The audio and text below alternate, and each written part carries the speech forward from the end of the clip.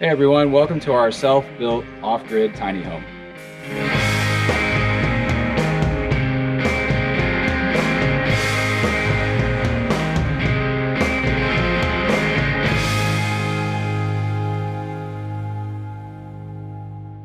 In this video, I'm going to take you on a detailed tour of our DIY off-grid tiny home. Be sure to like, subscribe, and set up notifications as we're going to be posting a lot of other videos in the future that detail every phase of the build process. And with that out of the way, let's take a look. So in 2013, my wife and I became really inspired by the tiny house movement, like a lot of other people. And we got motivated to acquire some land here in North Carolina and begin designing and building our very own off-grid tiny home. And this was the result. So in designing and building this tiny home, it was really important to me that this space would be the most multifunctional. So it actually serves four purposes. The first, obviously, being a couch and a living room. The second being a dining room, and I'll show you how it converts to that. It also, underneath the couch, houses our off-grid water system and purification system. And lastly, if we were to have company, this couch folds out and it can actually accommodate 2 adults. And I'll show you that as well. All right, so to convert it to a dining space, we have this antique ironing board on the wall. I'll show you how it converts to our table in a second. But the first step would be obviously to get this little table out of the way. And this ottoman that comes out, I also designed, it's critical to have as much storage as you possibly can in a tiny home. And so I figured that would be a good opportunity to turn this into a chest that typically holds our linens or extra pillows when we're not here. But it also functions as additional seating when it converts to our dining space.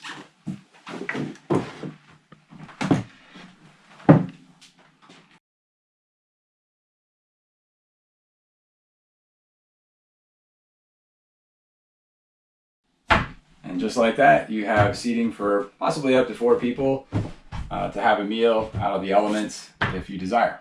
So inside the couch, you open this up and you've got basically 2 sheets of plywood that are hinged together. So there's a hinge that allows it to open up like a chest, and there's another hinge that allows it to fold over like a bed, which I'll show you in a moment. But you can see we keep our tiny house Christmas tree here. We always like to make it up here for the holidays if we can. What you're seeing here, this is a 50-gallon potable RV tank. And this tank is actually connected to a potable bag under the house that's 100 gallons. So when it rains, it comes off the roof, goes down to that bag, and I can pump the water from underneath the house into this tank when it's running low. When we open a faucet or a shower inside the house, there's a second pump which pushes it through a pressure tank, and then this is our Dulton ceramic water filter to help purify the water. And this is our hot water heater. It's an on-demand propane hot water heater. And then it sends it via PEX pipes through the walls and to each of the fixtures in our home. So to convert it to a bed, there's a second sheet of plywood. I had to take the ironing board or dining room table off. This folds over pretty simply, and then the ottoman would slide over. And we have some other supports under the couch. What this does is it helps support it. And then the cushions go back on.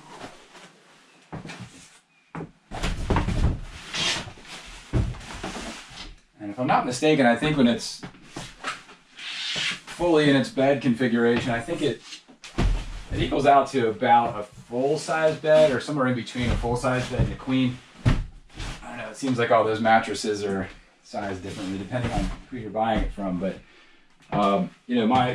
myself, my wife, and our 5-year-old son have folded this out on rainy days and use this as a comfy area, more comfortable than the couch, to watch movies or just hang out. So moving on to the kitchen, a good place to start here would be our wood-burning fireplace. And this is only a wood-burning fireplace, no pellets or anything like that. It's made by Dwarf Stoves, and we're incredibly happy with it.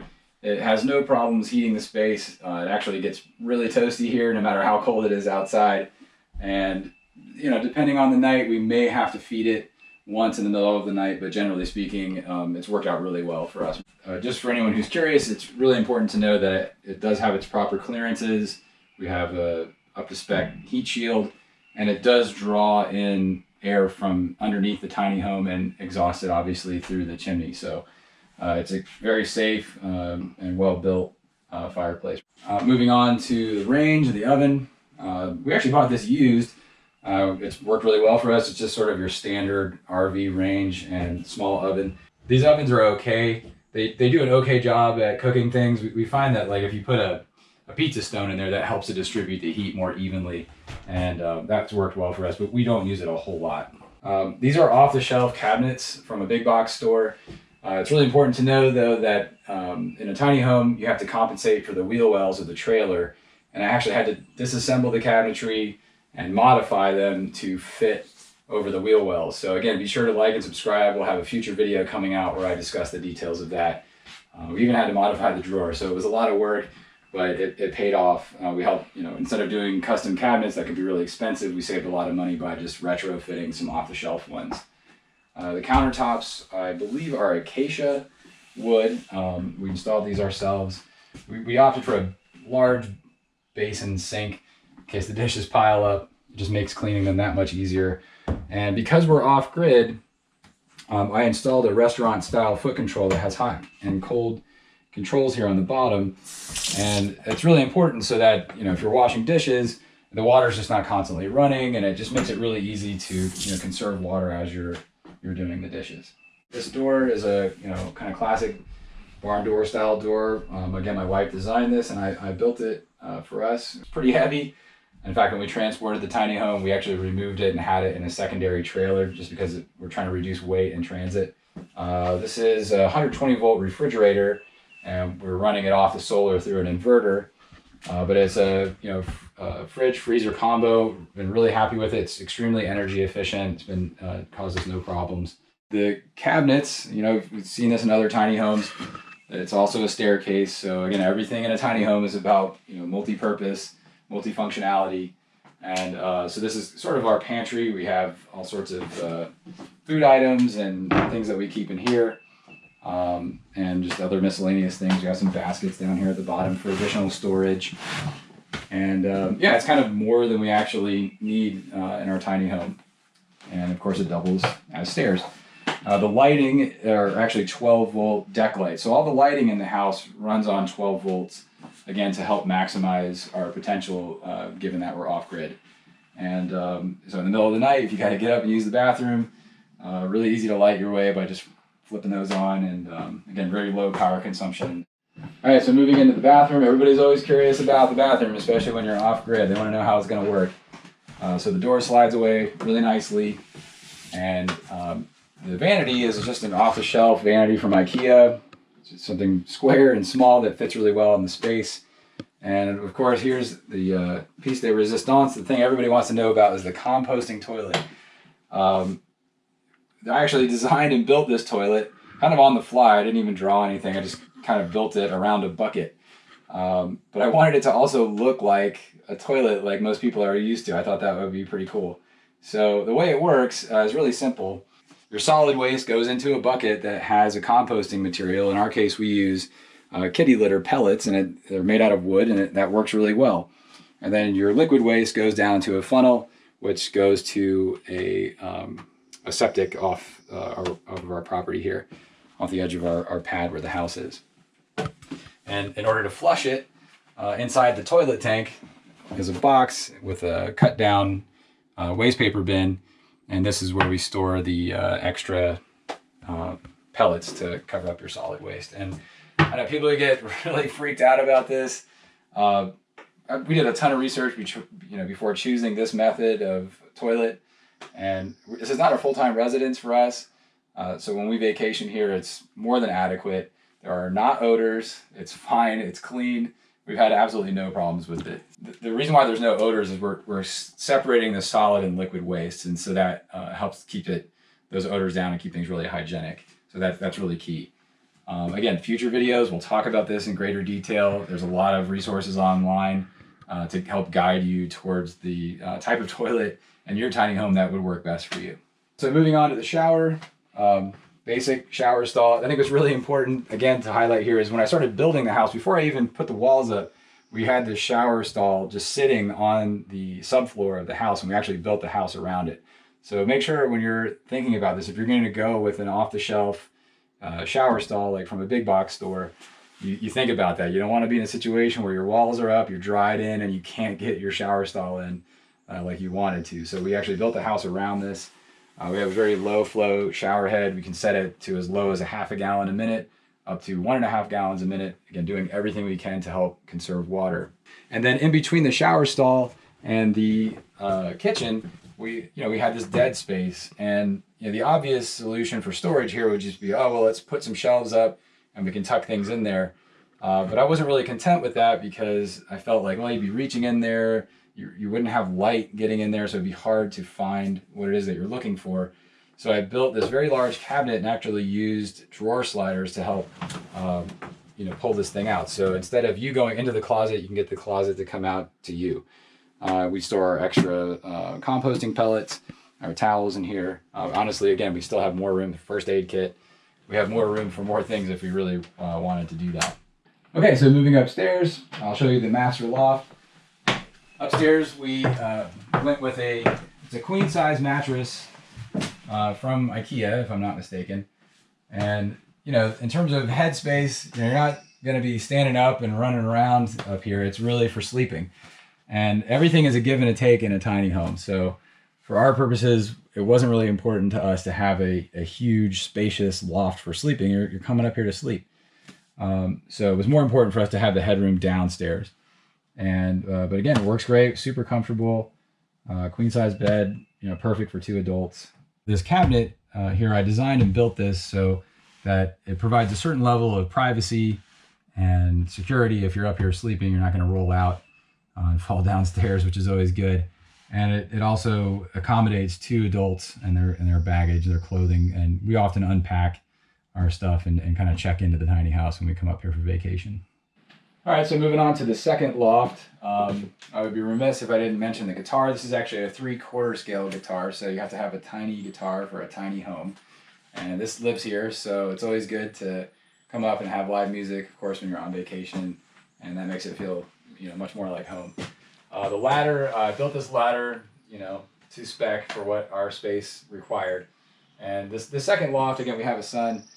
This is his space, so there's a twin bed upstairs. And when not in use, we can keep the ladder up on the wall, and then when it comes time to use it, it just hooks on to that galvanized pipe, and you're good to go. It can support me. It's got a little flex to it, but it's worked out well for us. Okay, so moving outside, we opted for a cedar siding. Again, knowing that the house is going to be here in North Carolina, we wanted it to fit into its natural environment. So this is the cedar siding, and we stained this with an oil-based stain, and it's held up really well. Cedar itself has natural weather-resistant qualities. It's also worth noting that the windows are wood-clad windows. Again, in another video where we talk about windows and doors and stuff, I'll get into this in greater detail, but we had a problem with our initial windows and ended up upgrading to more expensive windows. And just a word of advice from somebody who's been through it is don't skimp on the windows. They're extremely important.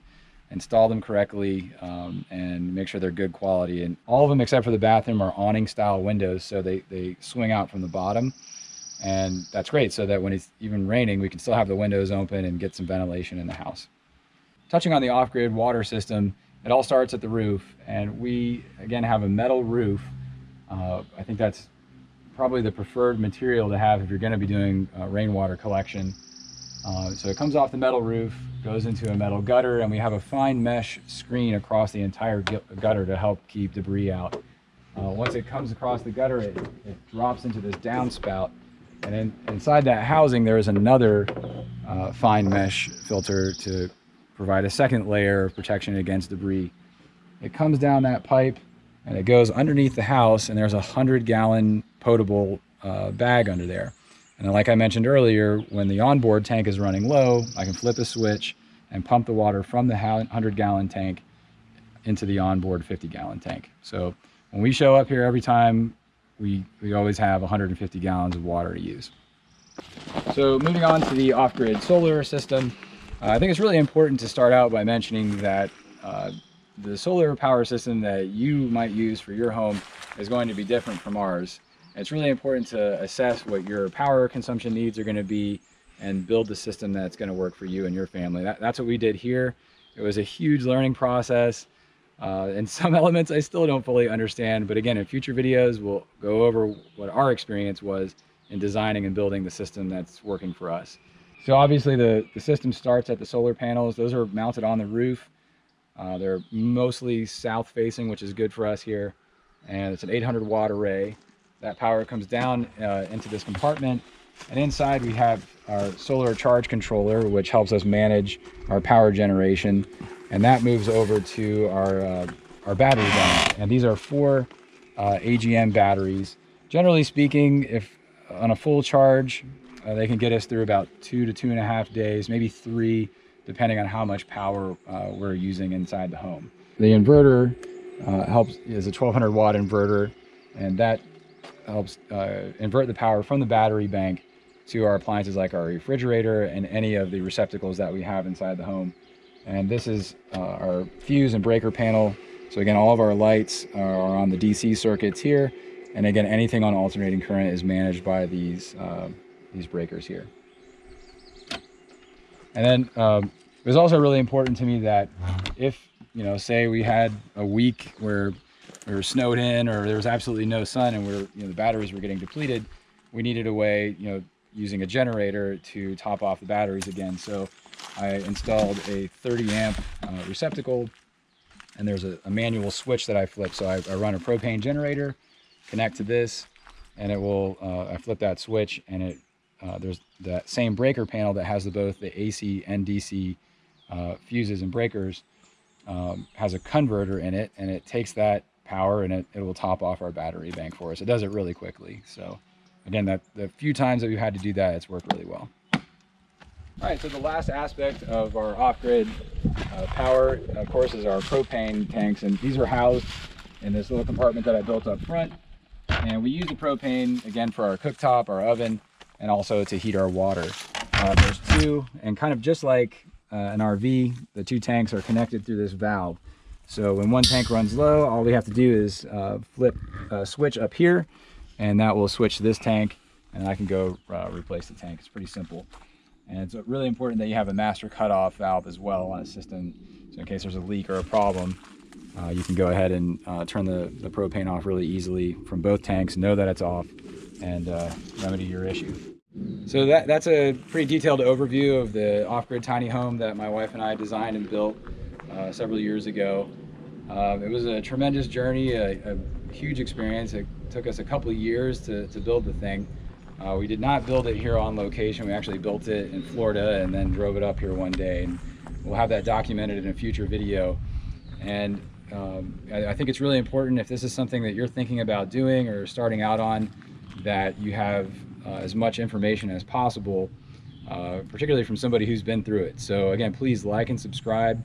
We have other videos planned where we're going to again go through each phase of the build and just share our experiences, and hopefully you'll get something out of that. You can avoid some of the mistakes we made along the way and have as positive of an experience as you possibly can starting out to do something that's so monumental and potentially life-changing. And we've loved every aspect of it. It's home away from home for us, and we just really appreciate you taking the time to check out our video. Take care.